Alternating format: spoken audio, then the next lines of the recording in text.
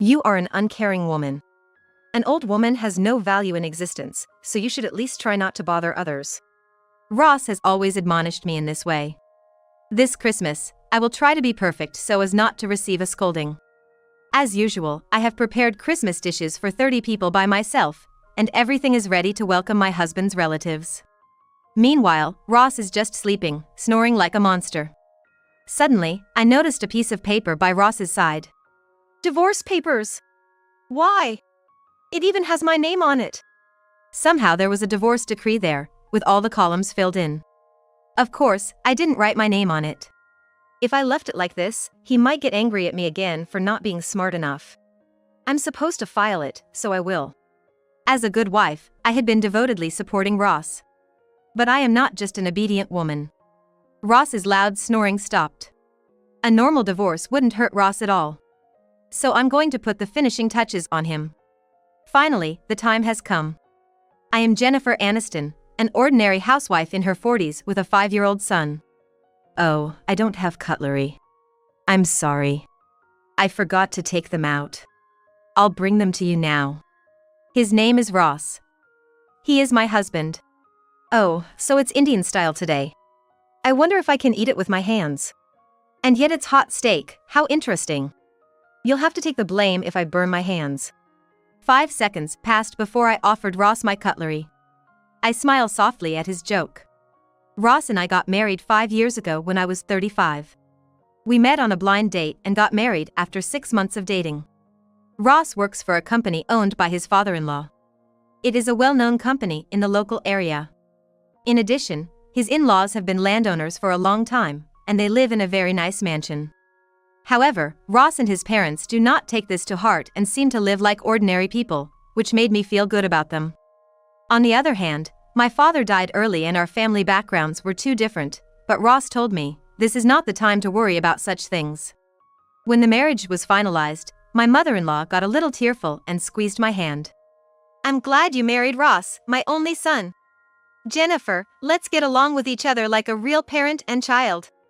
Ross was 40 years old at that time. His in-laws had recommended many blind dates, but they had been unsuccessful. His in-laws had given up hope that he would ever get married, and then I finally appeared on the scene. My parents have a stable income, my parents are wealthy, and I have a kind personality. I wonder why they never got married before. Let's have a big wedding. It's a special day for a girl to become a princess. I can't wait to see Jennifer in her wedding dress. I'm sure you'll be charming. A line that makes me blush comes out of Ross. I am so happy to have met him. I am a lucky woman. I felt that way from the bottom of my heart until during the wedding ceremony. The wedding went off without a hitch, and I was still in a flustered mood when I returned to the waiting room. I'm glad it was such a wonderful wedding. I still feel like I'm dreaming. I tried to lean on Ross's shoulder, but he quickly ducked away. Ross looked grim and brushed my head off his shoulder with his hand. What about you? You're not old enough to dream, are you? You should see the reality. Why don't you look in the mirror in front of you? How could you wear a dress with such a flabby face? Aren't you ashamed of yourself? You put a tiara on your head, don't you think you're a princess? Ah, ouch, 30-something is an old lady. Think about your age. Ross started to ramble on at once. It was hard to understand what he was saying.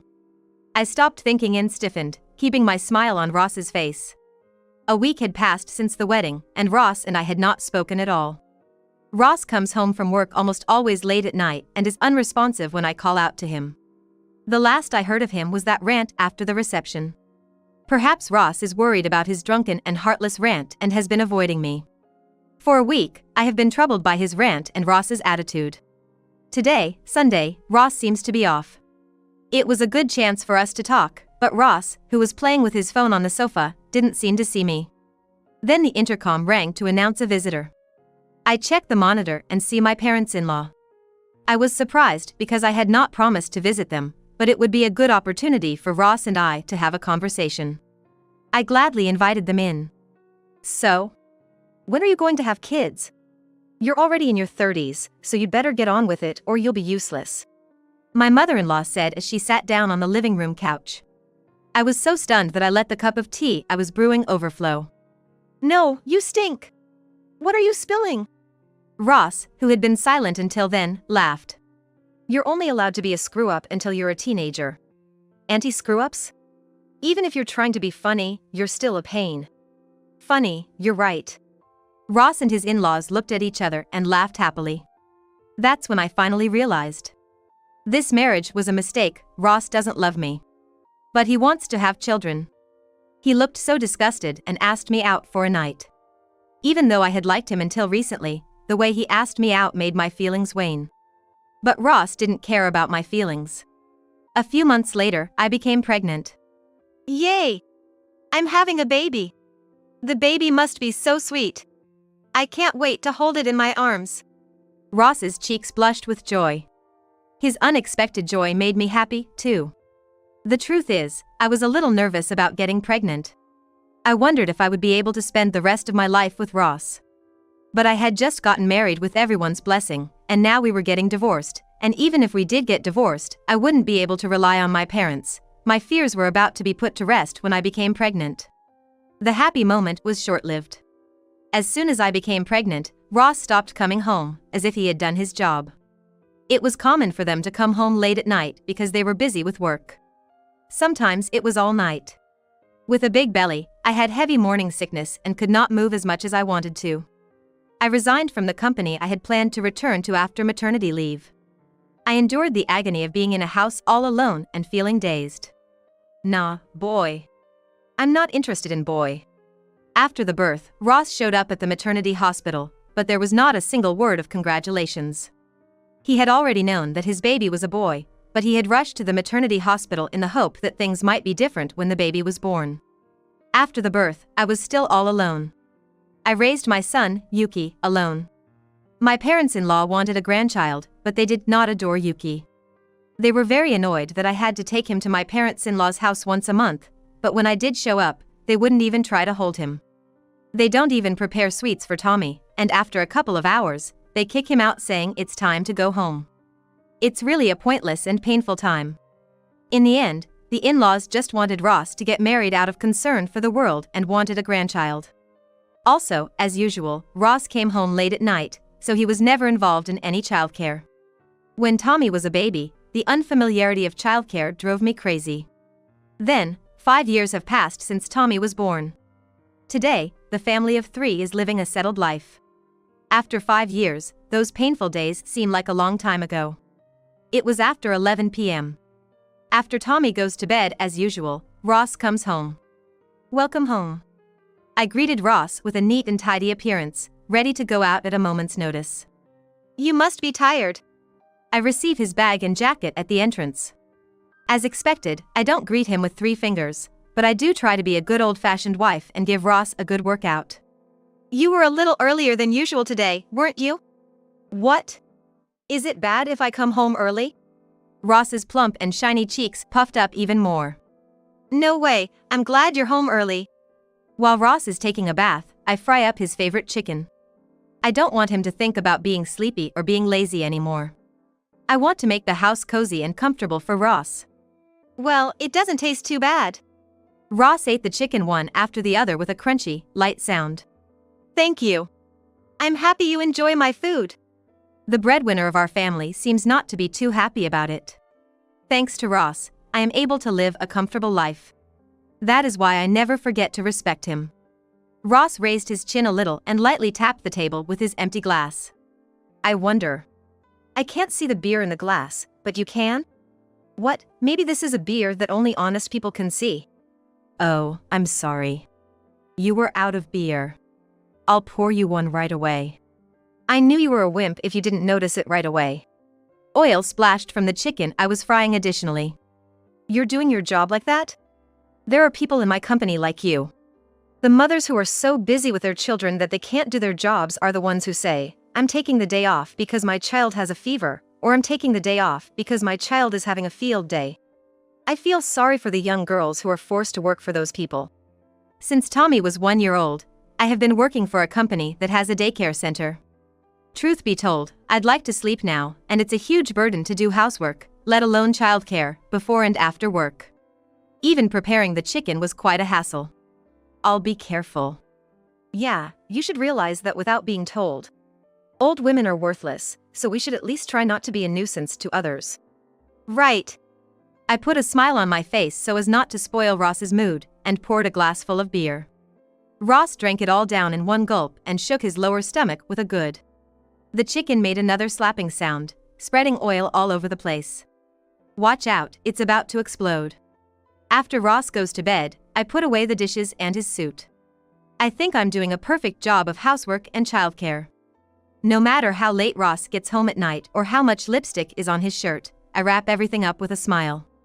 I am sure he will feel right at home with a hot meal, clean clothes, and a fluffy bed ready for him at all times. I'm aware of that, Ross. Well, there are only a few days left in this year. Christmas will soon arrive. I finished my work and started my Christmas vacation. I started as a part-timer, but since I finally became an employee this year, I have been very busy. I want to relax a little, but there is no time to rest during Christmas holiday. You should get ready for Christmas. There is a big Christmas gathering at Ross's parents' house every year. There are 2 or 3 dozen people, from children to the elderly, who gather there, and I am in charge of all the holiday meal preparation. Until I became a member of this family, my mother-in-law used to do this preparation by herself. So, I was not allowed to whine when I pleaded for help. When I was a new housewife, I really had a hard time. I heard that the holiday dishes my mother-in-law prepared were beautiful to look at and tasted first class. My relatives always looked forward to the gatherings, saying that it looked like a high-class restaurant. But when I took over, they were blatantly disappointed. In the past 2 or 3 years, I have finally gotten to the point where they say, it's homey and delicious. But Ross and my in-laws are not satisfied. Your food has a bad color at first. Your food has a poor taste. Can't you make it shiny like your mother's? My mother says that the soup stock is different from the ingredients. It may be difficult for a poor person who only knows about cheap food, but don't put me to shame this year. Yes. Finally, Christmas arrived. After carrying a large amount of food to the car, the family of 3 heads for the in-laws' house. Upon arriving at his parents-in-law's house, Ross quickly went to his room. His mother-in-law rubbed Ross's back as she followed him. You must be tired, right? You can sleep until everyone gets together. I'll lay out a futon for you, okay? My mother-in-law didn't even say come in to me and Yuki. It was Tommy, who was only 5 years old, who carried the food from the car into the house with us. With Tommy's help, our hospitality was soon ready. After taking a breath, I decided to leave my bag in Ross's room and headed there. Ross is sleeping, so I gently opened the sliding door. Ross was sleeping with a monster-like snore. I wondered how he could sleep again after sleeping at home until just before we left. What's that? I noticed a sheet of paper on a desk at the back of the room. I approached it with my footsteps, trying not to make a sound. I knew it was a divorce papers. Why? It even has my name on it. Somehow, there was a divorce decree with all the columns filled in. Of course, I didn't write my name on it. If you look closely, you can see that Ross's handwriting has somehow been changed, but it all looks like Ross's. He must have written them for me. If I leave it like this, he might get angry at me again for not being smart enough. I've been told to submit it, so I will. I was just about ready to put the good wife to rest and get my act together. What good timing. I folded the divorce papers and tucked them into my pocket. At that moment, Ross's loud snoring stopped. I check him under my breath. Don't worry, he's still sleeping. I immediately got into the car with Tommy and left my parents-in-law's house. An hour or so later, my phone rings. It's a call from an elderly relative. What's wrong with you? You didn't even show up on Christmas Day? If you're my family, you should at least give me a proper greeting. He scolded me for being insane for not attending the gathering. I was about to say, but I am, but my relatives kept on putting words in my mouth. You know, you don't even fulfill your duties as a wife and you look like a big shot. It's a troublesome time. You are lucky to have a mother-in-law. She never got angry at her daughter-in-law who neglected her responsibilities and bowed her head to everyone, asking them to forgive her. No one else has such a kind mother-in-law. You should be more grateful. My mother-in-law, who had a good outward appearance, apparently defended me without making me look bad. I'll forgive you for your mother-in-law's face, so you can come here now. Don't worry, no one is angry with you. You're sulking because you can't compete with your mother-in-law in cooking, aren't you? Don't worry, you've been cooking for decades and you'll get good at it. This year, you should try your mother-in-law's cooking and learn from her. It seems that all the holiday feasts I prepared were all made by my mother-in-law. But I am not going to keep quiet about that lie. I prepared that dish. Huh? You even tell such an obvious lie? You're a hell of a wife. Well, I'll be coming to see you now. After hanging up the phone, I went back to my parents-in-law's house. At my in-laws' house, everyone is drinking and having a good time. I held Tommy's small hand and opened the sliding door of the room vigorously. "Aw, Jennifer, you're here?" My mother-in-law looks a little awkward. The meddlesome relative who had called earlier beckoned me over. "You came all right, didn't you? Here, eat your holiday meal. It's really good. I know it's delicious because it costs $2,000. What?" I greet them loudly enough to be heard in every corner of the room. "Merry Christmas, everyone. How is the taste of the food? Some people have said that my cooking tastes poor, so this year I have prepared a special meal. This holiday meal will cost $2,000. The room that had been bustling with activity quieted down. I decided that my cooking was not good enough to entertain our valued guests, so I ordered 5 sets of $2,000 holiday meals this year. It was a big splurge. "Jennifer, what are you talking nonsense?" My mother-in-law, who could not hide her agitation, appealed to me with her eyes. "Don't say unnecessary things." But I tilted my head. "Don't you see why?" "Then, here's the receipt." I was about to hand my mother-in-law the receipt and a piece of paper with a printout of the website for purchasing, but I decided not to. I handed them to the middle-aged woman next to me, who was looking very interested in them. "Well, it's really sold for $2,000. What does this mean? Hey, everyone, look, look." As I expected, the woman's face lit up. "She said it was homemade, didn't she?" Of course, the eyes were on my mother-in-law. "Well, that's, My mother-in-law choked on her words, unable to come up with a good excuse. "I hear that my mother-in-law's cooking is as delicious as that of a fine restaurant." "You are all right. Because they are dishes purchased at a high-class restaurant." In the past, I had seen a picture of a splendid holiday meal that my mother-in-law had prepared. It was not at the level of what an amateur could make. It looked as if it was for sale. Or, rather, it was for sale. So I looked into it and found that it was the same as the holiday meal of a famous high-class restaurant. I apologize for the poor quality of my dish. Since it didn't seem to suit your taste, I prepared the same meal as my mother-in-law's, from a high-class restaurant. My mother-in-law usually chooses a $400 meals, but I decided on a $2,000 one because it looked even more delicious. My mother-in-law was shaking with a bright red face. Sitting there, looked up by all her relatives, and with nowhere to run, my mother-in-law covered her face with her hands and jiggled her legs. "Shut up! That's a lie! It's a lie from my vicious daughter-in-law." No matter how much she screamed, it would only make her miserable. The older relatives stared at my mother-in-law with expressions of utter bewilderment. But the younger ones seemed to be dimly aware of the situation and held back from bursting out. My mother-in-law's ranting cries overlapped with giggles. "Hey! Your guts are rotten. Do you enjoy bullying my mother?" Finally, Ross took a bite out of me. He lunged forward and grabbed me by the chest without hesitation. He should be thankful that I prepared a lot of food and drinks for him, even though it wasn't home-cooked. Ross had no right to act so high and mighty when he threw all the preparations for the banquet into my hands. If Ross had paid even the slightest attention to me, he would have known right away that I was not busy cooking. "I'm ashamed to have such a woman as my wife. Get out now. I will leave even if you don't ask me. We are strangers now." "What?" "I just took out the divorce papers that were in your room. Isn't that clever?" Ross rolled his eyes. "Did you process it? That was my feelings, or maybe I didn't mean it." "You wrote the divorce papers because you wanted to divorce me, didn't you?"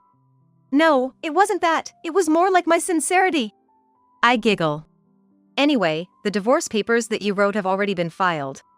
I will ask my lawyer for the division of property and other matters later. Also, the alimony for the affair." "What? Did you think I didn't know you were cheating on me? I'm not that insensitive. Well, goodbye." I quickly abandoned Ross, who had filled out the form himself and was forever cringing. He said that he wrote the divorce papers in good faith, but I guess he was trying to show that he was serious about his feelings for his girlfriend. I don't know if the other party would be happy about that, though. After that, I received compensation for the affair and money for the division of property as I had declared. In addition, child support for Tommy was paid in a lump sum because I didn't want to be involved with Ross anymore. Ross was a little reluctant, but thanks to my mother-in-law's condescending attitude toward me, saying, "Give to the poor," the conversation proceeded. I was relieved that Ross and I were now completely cut off from each other. Whatever happens to Ross in the future is irrelevant to me. Then, let's get started. It's not the end of the world if we've broken off our relationship. The show starts now. A few days later, I was at a family restaurant. Ross comes in with light steps. He was dressed up with a scarf around his neck. "Sorry to keep you waiting." It was not me he approached. It was to the young girl sitting behind me. Despite Ross's smiling face, the girl's face was stiff. "You must be Ross Aniston. You must be dating my daughter." "What?" Several men and women stood up from where I was sitting. They all glared at Ross sharply. Ross was surrounded by people he had never met before without knowing why. They were so excited that it looked as if an incident might occur at any moment, but Ross was not a victim. They are the parents of Ross's girlfriend. "How dare you play with my daughter?" "Well, wait a minute. It's an agreement. It's a consensual relationship. It doesn't matter if it's consensual or not. This girl is just a child." Ross's flirtatious partner was of an age that adults should not be able to touch. And there was more than one partner. So the parents of the victims colluded and gathered here in force. "No! I seriously love her." "Love? My child? Or the other child?" "Oh, no, this is a committed relationship. I never had any ulterior motives." The more excuses he made, the deeper he seemed to sink into the mire. The girl's voice leaked out from her mind, gross. Ross seemed to really want to be popular, but of course, to the girl, he was just a convenient uncle who gave her pocket money. Settlement negotiations were immediately held with a lawyer. Ross became small and trembled in little wobbles. It seemed that they had reached an agreement on a fairly large settlement. Her parents left first, leaving Ross alone. Ross looked up at the heavens in a daze. How pathetic his face looked. As he passed by Ross, he said, "Ah. You." He noticed me. "Why are you here?" "I'm at a diner. I was just having a meal." "No, you're not. Did you send that blackmailer earlier?" "What do you mean?" I tilted my head. Ross's eyes, which had looked like a shell of a man, became sharper and sharper. He tried to follow me, but he seemed to have lost his nerve and stumbled on the spot. "Wait." I was told to wait, but there was no way I was going to wait. I left a smile on his face and left the hapless Ross behind. Ross had promptly paid the settlements to several people. He had also paid quite a bit to me, so there should be no more savings left. However, Ross's father is the president of the company and also a landowner. It might not hurt him to lose this much money. Moreover, Ross has a golden hammer. But that hammer will be useless soon.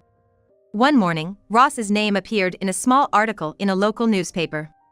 Ross had been embezzling money from the company. It was a reasonably large company, but the management team was made up of family members. Ross, the next president of the company, must have misunderstood that the company belonged to me and the money belonged to me. Oh, they found out.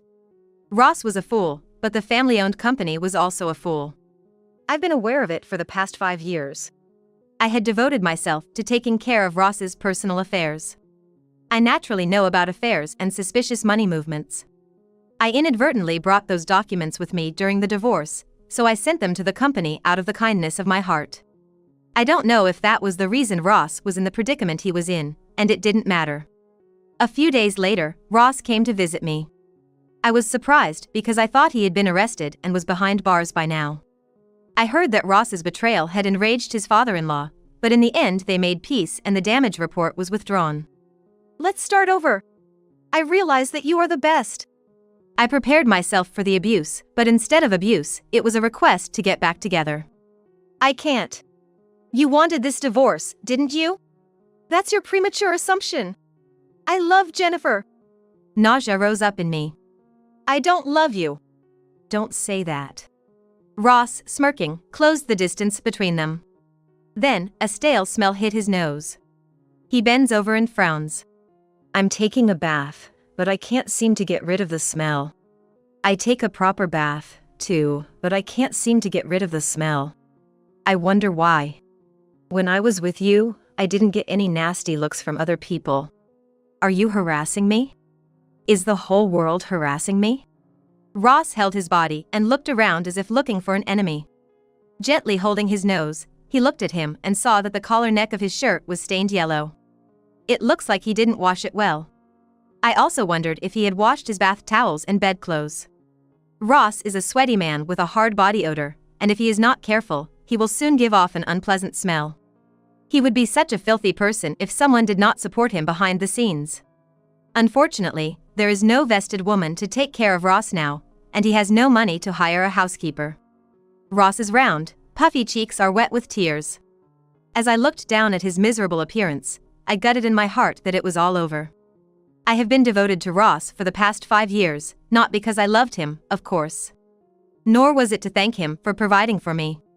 It was just that I had raised Ross to be a useless person. As a result of my gentle pampering, Ross became a man who could not even prepare his own underwear, yet he became a man of high-mindedness. Even after he had finished eating with a woman at another restaurant, he would happily eat oily food even in the middle of the night because I would prepare only his favorite dishes. Thanks to this, he was on the verge of lifestyle-related diseases. Who would love a useless man with no money and a lot of fat in his body? Now that I am finally financially independent, I don't need Ross anymore. I also took advantage of his weakness, which I had acquired during the time it took me to become independent. You like young girls, don't you? Don't compromise with me. No, I don't. Well then, I hope you can go out with a young girl again. Jennifer, wait. I want you. You're the only one I have. I broke up with a woman because you didn't want me to. I'm also breaking up with my parents who are hard on you. All I want is you. What a stupid man I am to realize how important you are after I lost you. I love you with all my heart, Jennifer. He's putting up all these beautiful words, but he just got dumped by a woman and disowned by his parents. Goodbye. I didn't stop smiling until the end. Ross lost everything. He was on his knees and hands on the ground, making a dirty mewling sound like a buzzard. Oh, it's so ugly, is all I can think. Ross, abandoned even by me, desperately put his head down and somehow tried to return to his in-laws' house.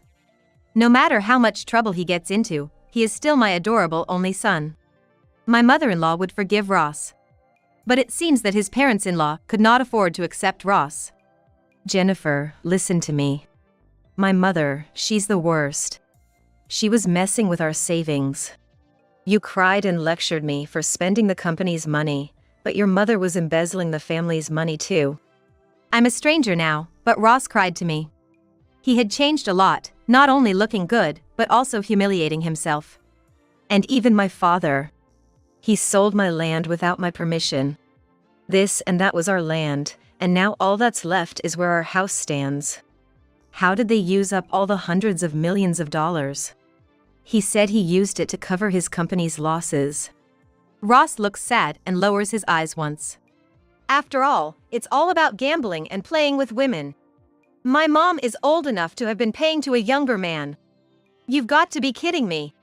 She blew all the money I was supposed to get from her. I have nothing left.